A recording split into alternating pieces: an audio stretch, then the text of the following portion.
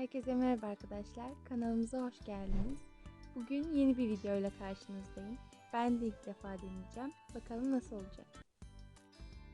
Çizim yapmak için iki kasnak kullanıyorum. Biri büyük, biri küçük. Ben çizmek istediğim resmi önceden belirlemiştim. Kolay çizebilmek için telefonumu kumaşın altına yerleştiriyorum.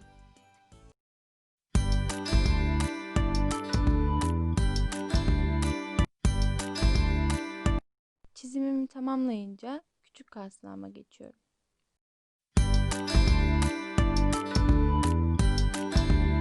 Siyah iple çizimlerimi belirginleştiriyorum.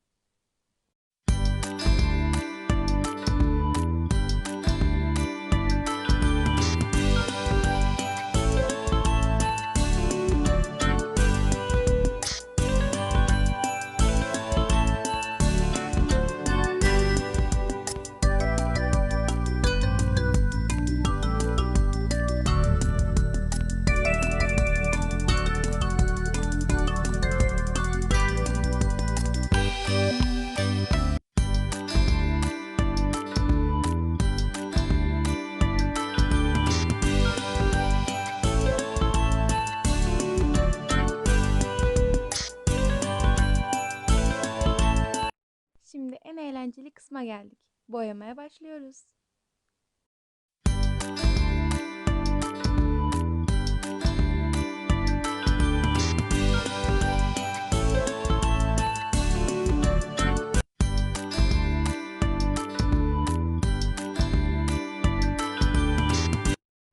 Boya kumaşa tek seferde geçmediği için birkaç kez tekrarlıyoruz.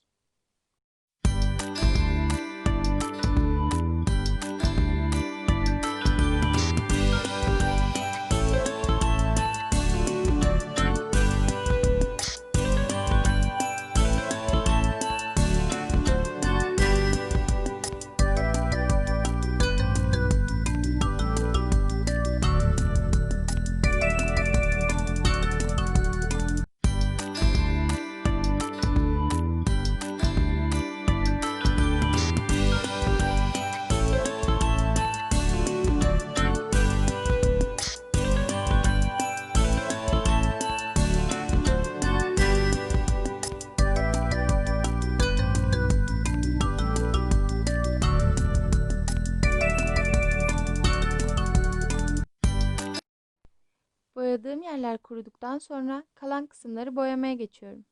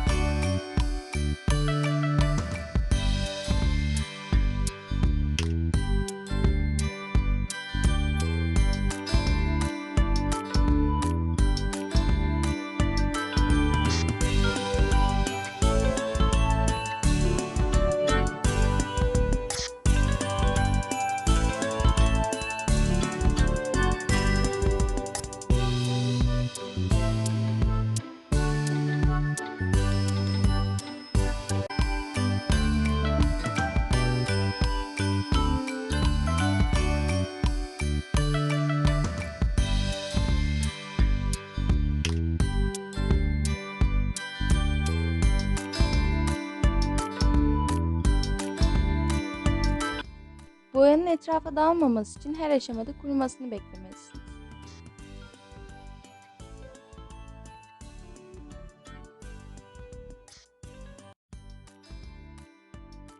Kanalımıza abone olup videolarımızı beğenmeyi unutmayın. Yeni içeriklerde görüşmek üzere. İzlediğiniz için teşekkürler.